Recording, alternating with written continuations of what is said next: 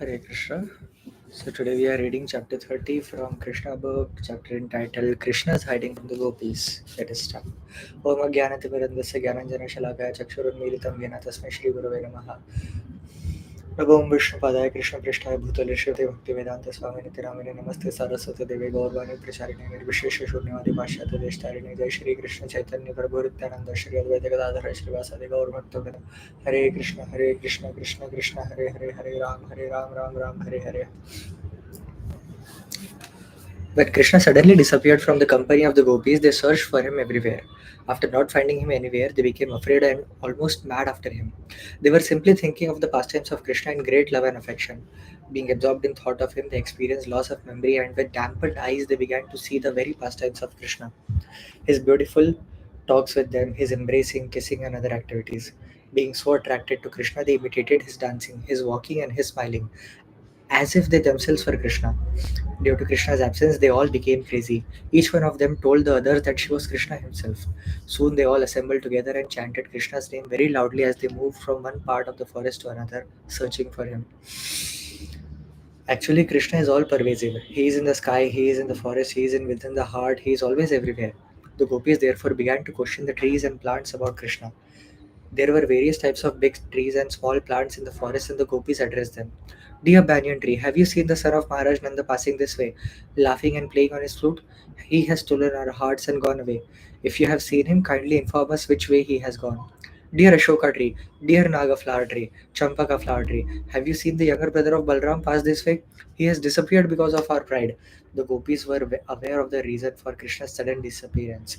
They could understand that when they had been enjoying Krishna, they thought themselves to be the most fortunate women within the universe, and since they were feeling proud, Krishna had disappeared immediately just to curb their pride. Krishna does not like his devotees to be proud of their service to him. He accepts everyone's service, but he does not like one devotee to proudly consider himself better than others. If sometimes there are such feelings, Krishna ends them by changing his attitude towards the devotee. The gopis then address the Tulsi plants. Dear Tulsi, you are much beloved by Lord Krishna because your leaves are always at his lotus feet.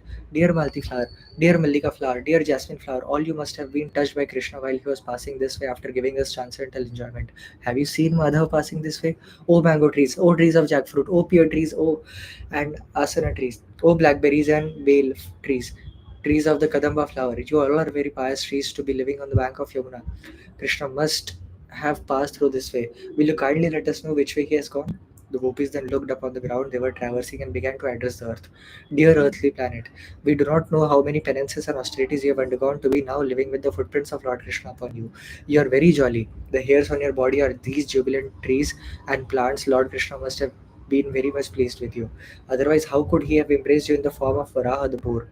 When you were submerged in the water, he delivered you, taking the whole weight of your existence on his tusk. After addressing the innumerable trees and plants and the earth, they turned their faces towards the beautiful deer who were looking at them very pleasingly. It appears, they addressed the deer, that Krishna, who is the supreme Narayana himself, must have passed through this way along with his companion Lakshmi, the goddess of fortune. Otherwise, how is it possible that aroma of his garland, which is smeared with the red kumkum from the breast of the goddess of fortune, can be perceived in the breeze blowing here? It appears that they must have passed through here and touched your bodies, and thus you are feeling so pleasant and looking toward us with sympathy. Will you kindly therefore inform us which way Krishna has gone? Krishna is the well-wisher of Vrindavan, and he is as kind to you as us. Therefore, after leaving us, he must have been present in your company. O fortunaties, we are thinking of Krishna, the younger brother of Balram, while passing through here with one hand resting on the shoulder of the goddess of fortune, another hand twirling a lotus flower. He must have been very much pleased to accept our obeisances and your obeisances, and he must have glanced at you with great pleasure. Some of the gopis then addressed their gopi friends. Dear friends, why don't you question these creepers who are so jubilantly embracing the big trees as if their trees were their husbands? It appears that the flowers of the creepers must have been touched by the nails of Krishna.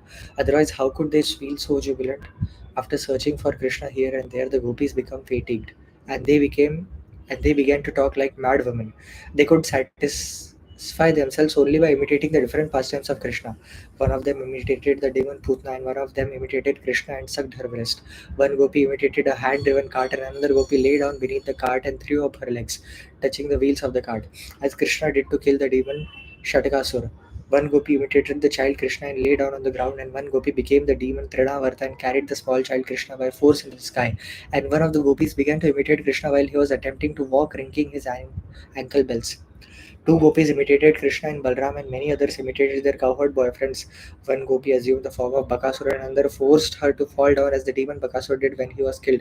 Similarly, another gopi defeated Vatsasur. Just as Krishna used to call his cows by their different names, so the gopis imitated him, calling the cows by their respective names. One of the gopis began to play on flute, and another praised her the way Krishna's boyfriend praised him while he was playing on his flute. One of the gopis took another gopi on her shoulders just as Krishna used to take his boyfriends. Absorbed in the thoughts of Krishna, the gopi who was carrying her friend began to boast that she was Krishna herself. All of you, just see my movement. One of the gopis raised her hand with her covering garments and said, now don't be afraid of the torrents of rains and severe hurricanes. I'll save you. In this way, she imitated the lifting of Govardhan Hill. One gopi forcibly put her feet on the head of another gopi and said, you rascal Kalia, I shall punish you severely. You must leave this place.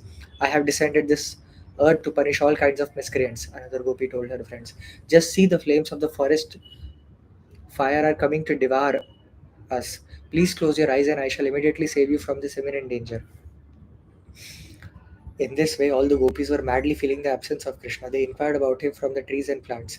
In some places, they found the imprints of the marks of the soles of his feet, namely the flag, the lotus flower, the trident, the thunderbolt, etc.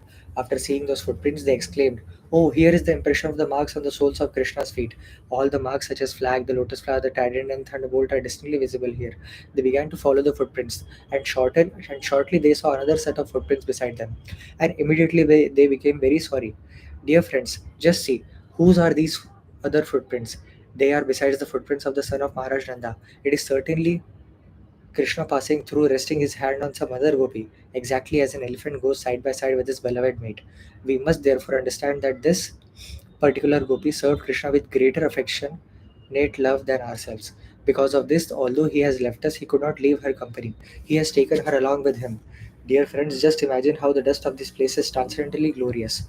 The dust of the lotus feet of Krishna is worshipped even by Lord Brahma and Lord Shiva and the goddess of fortune Lakshmi. But at the same time, we are very sorry that this particular gopi has gone along with Krishna, for she is enjoying the nectar of Krishna's kisses and leaving us aside to lament. Oh friend, just see, at this particular spot we do not see the footprints of the gopi. It appears that because there were some pinpricks from the dried grass, Krishna took Radharani on his shoulder. Oh, she is so dear to him. Krishna must have picked some flowers on this spot to satisfy Radharani, because here, where he stood erect to get the flowers from the high branches of the trees, we find only half the impression of his feet. Dear friends, just see how Krishna must have sat down here with Radharani and tried to set flowers on her hair. You can be certain that both of them sat together here. Krishna is self sufficient, he has nothing to enjoy from any other source. Yet, just to satisfy his devotee, he treated Radharani exactly as a lusty boy treats his girlfriend. Krishna is so kind that he always tolerates the disturbances created by his girlfriends. In this way, all the gopis pointed out the faults of the particular gopi who had been taken alone by Krishna. They said that this chief gopi Radharani must be very proud of her position, thinking herself the greatest of the gopis. Yet, how could Krishna take her away alone, leaving all of us aside, unless she is extraordinarily qualified and beautiful? She must have taken Krishna into the deep forest and told him, my dear Krishna, I am now very tired. I cannot go any further. Please carry me wherever you like. When Krishna was spoken to this way, he might have told Radharani, all right, better get on my shoulder. But immediately Krishna must have disappeared, and now Radharani must be lamenting for him. My dear lover, my dearest, you are so fine and so powerful. Where have you gone? I am nothing but your most obedient maidservant. I am very much aggrieved. Please come and be with me again. Krishna, however, is not coming to her. He must be watching her from a distant place and enjoying her sorrow. All the gopis then went further and further into the forest searching out Krishna, but when they learned that actually Radharani was left alone by Krishna, they became very sorry. This is the test of the Krishna consciousness. In the beginning, they were a little envious that Krishna had taken Radharani alone, leaving aside all other gopis, but as soon as they knew that Krishna had also left Radharani and that she was alone lamenting for him, they became more sympathetic to her. The gopis found Radharani and heard everything from her about how she had misbehaved with Krishna and how she was proud and was insulted for her pride. All after hearing all this, they became actually very sympathetic. Then all the gopis, including Radharani, proceeded further into the forest until they could no longer see the moonlight. When they saw that it was getting gradually darker, they stopped. Their mind and intelligence became absorbed in thoughts of Krishna. They all imitated the activities of Krishna in his speeches. Due to their heart and soul being completely given to Krishna, they began to chant his glories, completely forgetting their family interests.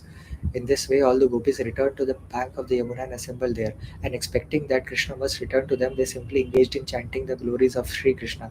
Hare Krishna, Krishna Krishna, Hare Hare, Hare Ram, Ram Ram, Hare Hare. Thus ends the Bhaktivedanta purport of the 30th chapter of Krishna. 30th chapter of Krishna. Krishna is hiding from the gopis. Srila Prabhupada. Jai.